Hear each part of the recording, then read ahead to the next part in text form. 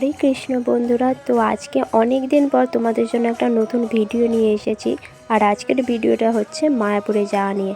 তো 12ই ফেব্রুয়ারিতে আমরা মায়াপুরে গিয়েছিলাম। আর এটা হচ্ছে সেই দিনকারই ভিডিও।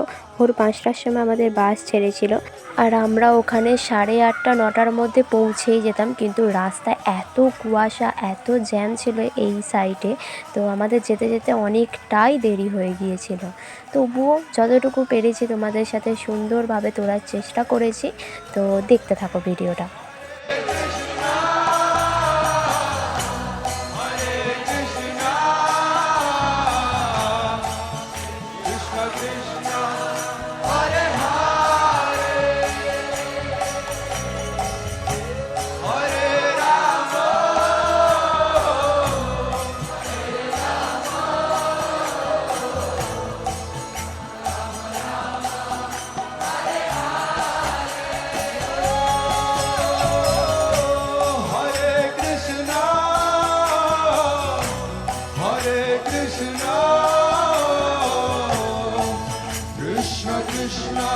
এরপরে বন্ধুরা আমরা 10টার সময় মায়াপুরে পৌঁছে গিয়েছিলাম, কিন্তু সেখানে আমরা আমাদের রুম দেখার জন্য গাড়ি অনেক জায়গায় ওয়েট করেছিল।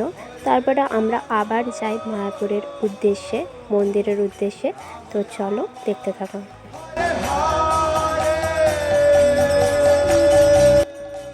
প্রথম দিনে বন্ধুরা আমাদের যেতে যেতেই অনেকটা সময় চলে গিয়েছিল, তাই সেদিনের ভিডিওতে আমার বিশেষ কিছু নেই। তো তবুও সেখানে অনেক ভবন আমি তোমাদের সাথে শেয়ার করে দিচ্ছি। আর দ্বিতীয় দিনের ভিডিওটা আশা করছি তোমাদের অনেক ভালো লাগবে, সেটা আলাদা একটা পার্টে আসবে। আর সেটা দেখার জন্য অবশ্যই চ্যানেলটাকে সাবস্ক্রাইব করে রেখো। তো চলো, আমরা এখন বাসটা পার্কিং ওয়েতে নিয়ে যাওয়া হচ্ছে। তারপর আমরা আমাদের কুটিরের দিকে যাব। তো দেখতে থাকো।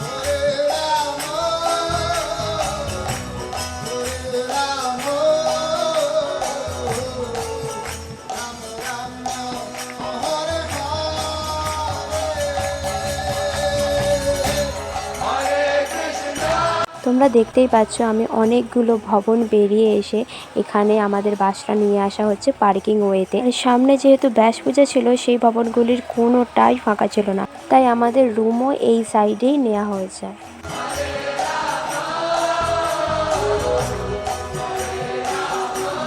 এইটা ছিল গাড়ি রাখার পার্কিং ওয়ে। আর এখানে গাড়ি রেখে আমরা এখন হেঁটে হেঁটে চলে যাচ্ছি নিত্যানন্দ কুটিরের দিকে। আমাদের রুম ছিল নিত্যানন্দ কুটিরে, সেটা একদম মন্দিরের পিছনের সাইডে, যেখানে গোশালা এখান থেকে খুবই কাছে।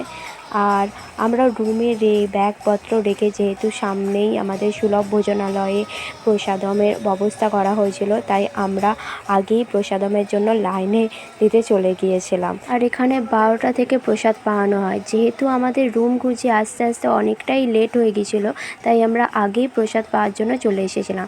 আর পাশে যেগুলো সাইট সিন তুলেছি, তো দেখতে থাকো।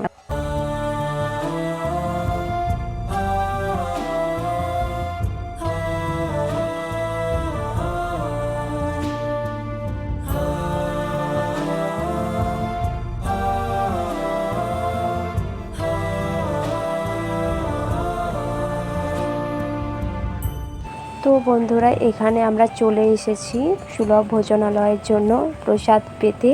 আর দেখতে পাচ্ছ কত বড় লাইন।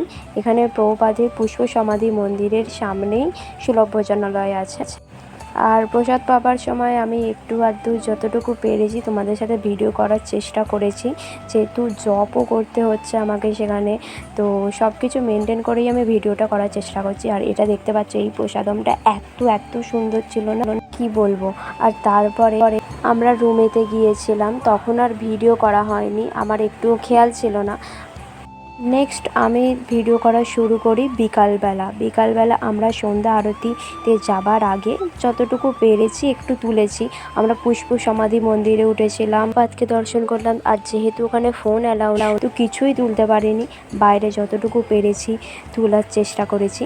আর এখানে আমি এখন যাচ্ছি সন্ধ্যা আরতিতে যাবার আগে ফোন জুতো সব কিছুই জমা দিতে হয় বাইরের সাইডে, তো তাই করার জন্যই আমি যাচ্ছিলাম। তো দেখতে থাকো।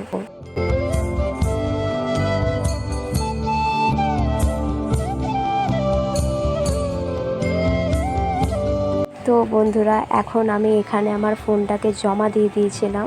তারপরে আরতি দেখার পরে আমি ভিডিওটা শুরু করেছিলাম, যখন আমরা 8টার সময় গদা ভবনে প্রসাদ পেতে যাচ্ছিলাম। তো সেখানেও একটু আধটু তুলেছি। আজকের ভিডিওটা শুধু ছোট্টখাট্টোই ছিল, তেমন বিশেষ কিছু আজকের ভিডিওতে আমি তুলিনি। আর যেহেতু আমাকে জবও করতে হচ্ছে, ধামে এসে বেশি বেশি জব করা উচিত, ভগবানের কীর্তন হরিনাম সব কিছু করা উচিত, তো সেগুলোও আমাকে মেনটেন করে চলতে হচ্ছে। তো এখন দেখতে পাচ্ছ আমি চলে এসেছি গদা ভবনে প্রসাদম পেতে। আর এটা ছিল আমাদের গদা ভবনের প্রসাদ। বন্ধুরা, আমাদের ঘুমানোর সময় হয়ে গেছে, তো পরের ভিডিও শুরু হচ্ছে মঙ্গল আরতি থেকে। আজকের ভিডিওটা এতটুকুই। হরে কৃষ্ণা, হরি বল।